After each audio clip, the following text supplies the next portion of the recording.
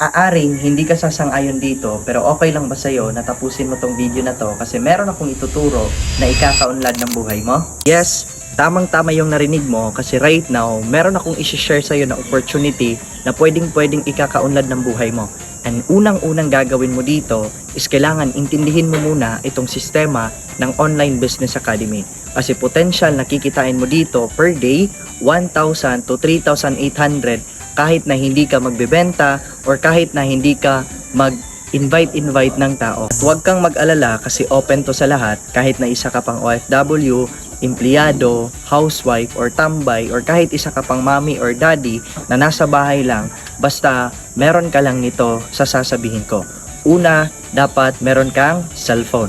Kasi kahit na Android or iPhone man yan, as long as nagagamit, pwede to sa'yo. And pangalawa, dapat stable yung internet connection mo. Kasi since online lang tong gagawin, lahat ng templates, scripts are provided na yon as long as meron kang Wi-Fi and data. And pangatlo, ito yung pinaka-importante na kailangan natin, dapat magkaroon ka ng tinatawag natin na user ID.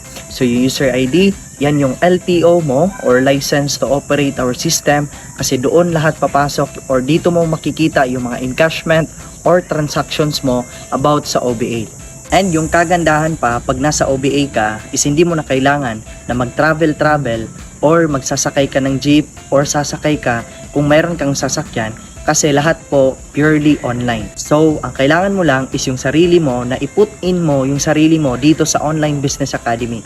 And I can assure you, kikita ka dito basta gagawin mo lang to at susundin mo lang kung ano yung sasabihin ko. Para malaman mo, i-heart mo tong video na to, mag-comment ka ng I want to learn.